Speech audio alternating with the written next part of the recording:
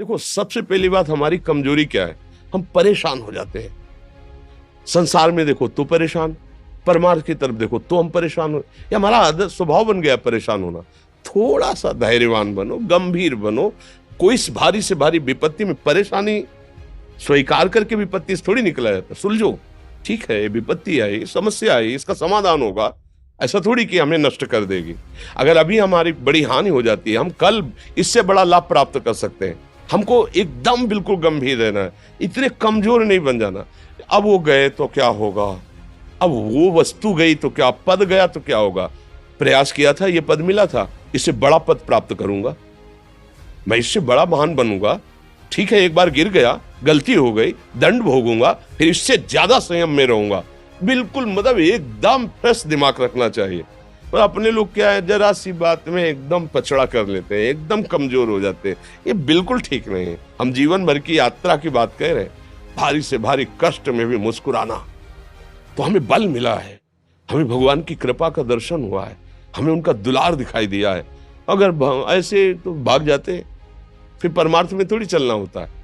आज जो आप सुन करके लाभ लेने की चेष्टा कर रहे हो ना, ये केवल प्रवचन नहीं है, ये जीवन है।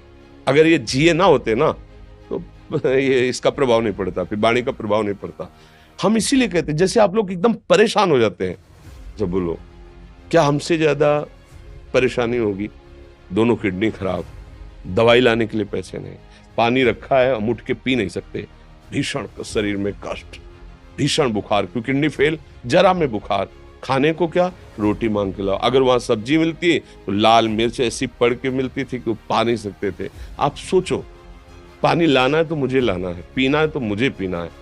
अगर मैं हारता तो कहां पहुंच जाता, क्या स्थिति होती? नहीं, मरना है, पर कदम पीछे। कोई दिन ऐसा नहीं जिस दिन सेवा ना की हो, जिस दिन सेवा ना गए हो। गुरु जी की सेवा में जाना है, पहले अपने को स्वस्थ साबित करना है, नहीं वो सेवा ही नहीं लेंगे। तुम बीमार हो, तुम कष्ट में, वैसे उनकी दृष्टि परेशान थे, उनकी सेवा की, आके लेट गए। फिर हिम्मत की, अपनी श्री जी की सेवा की, मधुकरी नहीं गए, 3-4 दिन भोजन नहीं गए, पर सेवा नहीं छोड़ा, दिनचर्या नहीं छोड़ी। और उसका प्रधान कारण संयम, ब्रह्मचर्य, भगवत आश्रय, नाम जप, कभी हारने नहीं दिया। अभी भी थोड़ी देर बाद डायलिसिस शुरू हुआ। हारने, आपको हारे हुए नजर आ रहे हैं? शरीर में पीड़ा है, किडनी फेल है, ऐसा थोड़ा हम स्वस्थ बैठे हैं, पीड़ा है, बार बार प्यास लगती है, थोड़ा थोड़ा पानी मिलता है, लेकिन हम आनंदित हैं, हम प्रसन्न हैं। हम लड़ाई में हारे नहीं हैं, ना हारेंगे, हम जीत चुके हैं। हम अपने मालिक के भरोसे में अपना सब बात, तो वो ये हम अपनी बड़ाई नहीं बता रहे, हम आपको बता रहे समस्या। सोचो, तुम्हारे पास तो माँ है, भाई है, बहन है, परिवार है, कोई ना कोई तो है ना। मेरा किसी ने कभी जीवन में ध्यान भी नहीं दिया। क्यों? बचपन से बाबा जी बन गए, किसी से प्यार नहीं, किसी से संबंध नहीं, कोई जानकारी नहीं, हम कहाँ हैं, वो कहाँ है, किसी से कोई मतलब नहीं। अच्छा, जवान साधु कौन श्रद्धा करे? कभी गांव जाने की हिम्मत नहीं पड़ती कि रोटी मांग ले, पता नहीं लोग क्या सोचेंगे, क्या भावना कर ले। हम दरवाजे पे खड़े हैं, क्या कैसी भाव, जो हमारे सामने आकाश वृत्ति से आया यौवन अवस्था में, वही पाया है, अन्यथा भूखे रह गए। जब हम हर समय अपने को विवेक के द्वारा सावधान रखे, तो हम कभी निराश नहीं हुए, कभी उदास नहीं हुए, कभी ऐसा नहीं लगा कि यार हम दुखी, कभी नहीं लगा। उसी का फल है कि उस सुख का संकेत मिल गया जहां दुख की निशानी भी नहीं है। वही उसी के बच्चे हो, हम सब उसी धातु से बने हुए हैं। हम इतना क्यों परेशान हो जाते हैं? हम ये देखते हैं, अपने लोग थोड़ी बात बिगड़ गई परेशान, नहीं बिगड़ी तो बिगड़ जाने की संभावना में परेशान है। आज सुख है, लेकिन कल सुख छिन जाएगा, तो हम आज के सुख में सुखी ना होकर कल के दुख की आने की संभावना में हम भयभीत हो। मतलब क्या हमारी सोच रह गई? हमको इतना बलवान बनना है कि सुख और दुख दोनों हमको छू न सके। भारी से भारी सुख की व्यवस्था है तो अहंकार नहीं, हर्षित होकर किसी का अपमान न करे कि हम धनी, हम पदाधिकारी, अमुक। भारी से भारी दुख आया तो हमें किसी के सहयोग की जरूरत नहीं, हम फिर अपने कदम बढ़ाएंगे, हम फिर जुड़ी हुई अपनी भावनाओं को सजाएंगे। मस्त जीवन, एकदम तुम अविनाशी के बच्चे हो। शेर का बच्चा भेड़ों के बीच में फंसकर म्यों म्यों बोल रहा है, बस अगर दहाड़ना सीख जाए तो कोई भी उसे परास्त नहीं कर सकता।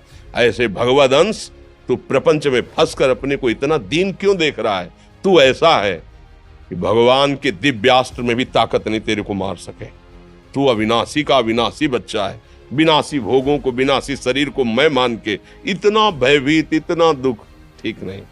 ये सबके लिए, केवल एक के लिए नहीं। आप समझो, आप लोग सोचते हैं हम गृहस्थ होकर भला ऐसी स्थिति कैसे। जनक जी सुखदेव जी के गुरु हैं और राजा हैं, महल है, रानियां हैं, नौकर है, चाकर। क्या सुखदेव जी जिनके शरीर में लंगोटी भी नहीं है, दिगंबर, परमहंस, परमहंस के गुरु है जनक जी जो राजा हैं। समझो आप ऐसा ना सोचे कि अब नौकरी कर रहे हैं, हम संसार में, हम गृहस्थ हैं, हम आध्यात्मिक की ऊंचाई पर नहीं चढ़ सकते। नहीं, आप एक सरकारी नौकरी या आप किसानी या व्यापार करते हुए आप एक अध्यात्म की ऊंचाई में चढ़ सकते हैं। और अध्यात्म ही है जो तुम्हें इस माया के दुख सुख से ऊपर उठा सकता है। दूसरा, चाहे जितनी संपत्ति आ जाए, आप सुखी नहीं हो सकते। सब देख लो, आंख खोल के देख लो, अध्यात्म ही है जो तुम्हें हर कष्ट सहकर मुस्कुराकर जीने का रास्ता बता देगा कि आप आनंदित हो जाओगे। कुछ नहीं बिगड़ा, अध्यात्म है तो कुछ नहीं बिगड़ा, अध्यात्म नहीं है तो कुछ नहीं बना, कुछ हाथ नहीं लगने वाला।